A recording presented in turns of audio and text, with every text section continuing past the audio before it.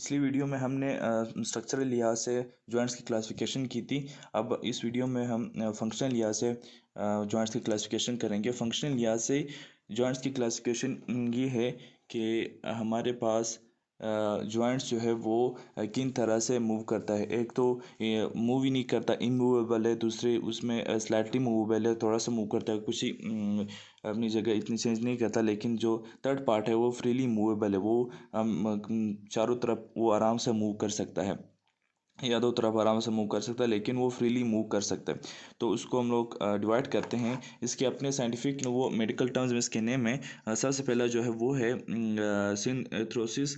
सिनएथ्रोसिस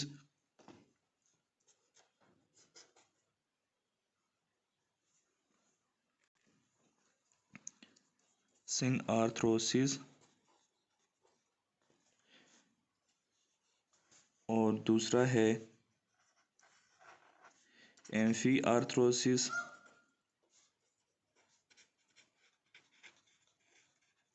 और तीसरा है डाई आर्थ्रोसिस।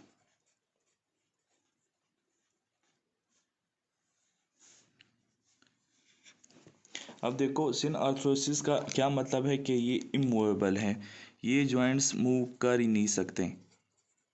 अब देखो डायग्राम में, चार्ट में मैंने इस तरह लिखा है कि आसानी रहे।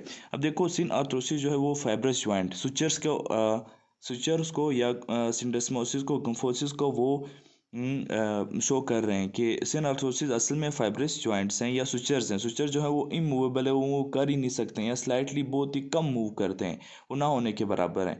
तो फाइब्रस जॉइंट या सुचर्स वो असल में क्या है, सिन आर्थ्रोसिस है। और एम्फी आर्थ्रोसिस का क्या है, वो स्लाइटली मूव कर सकते हैं, स्लाइटली मूवेबल। स्लाइटली मूवेबल कौन से हैं, सिकेंड्रोसिस और सिम्फिसिस जो है वो थोड़ा थोड़ा बहुत मूव कर सकते हैं। डायआर्थ्रोसिस जो है वो फ्रीली मूवेबल जॉइंट्स हैं, मूवेबल जॉइंट्स।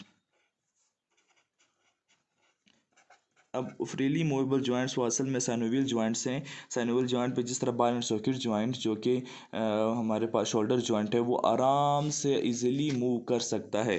तो इसी वजह से डायआर्थ्रोसिस जो है वो साइनोवियल जॉइंट्स को शो करता है। इस तरह एलिप्सॉइड जॉइंट या प्लेन जॉइंट, इस तरह के जितने भी हैं तो वो उसको शो करता है। तो ये आसान में इस तरह नाम करने के फंक्शन लिहाज से सिन आर्थ्रोसिस, इम्फी आर्थ्रोसिस और डायआर्थ्रोसिस। तो सिन आर्थ्रोसिस को इमूवेबल कहते हैं, इम्फी आर्थ्रोसिस को स्लाइटली मूवेबल और डायआर्थ्रोसिस फ्रीली मूवेबल जॉइंट।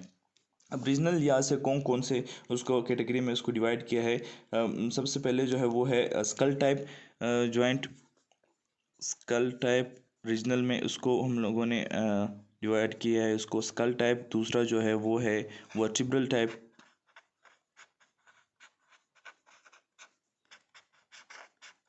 और तीसरा जो है वो है लिम्ब टाइप। देखो इसको भी, ये रीजनल लिहाज से भी इसको इस तरह डिवाइड किया है ना। देखो स्कल में जो है वो इमूवेबल है, स्कल वाले जितने भी वो स्कल में जो जॉइंट्स हैं, सुचर्स हैं, वो मूव नहीं कर सकते हैं। तो स्कल के वो इमूवेबल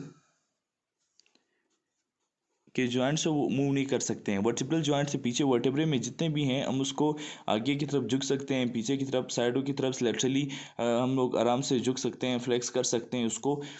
तो इसका रीज़न क्या है कि ये स्लाइटली मूवेबल है। ये असल में क्या है, ये एम्फी आर्थ्रोसिस हैं, ये कार्टिलेजिनस जॉइंट्स हैं, ठीक। तो ये वर्टिब्रल में जो है वो स्लाइटली मूव कर सकते हैं, स्लाइटली मूवेबल।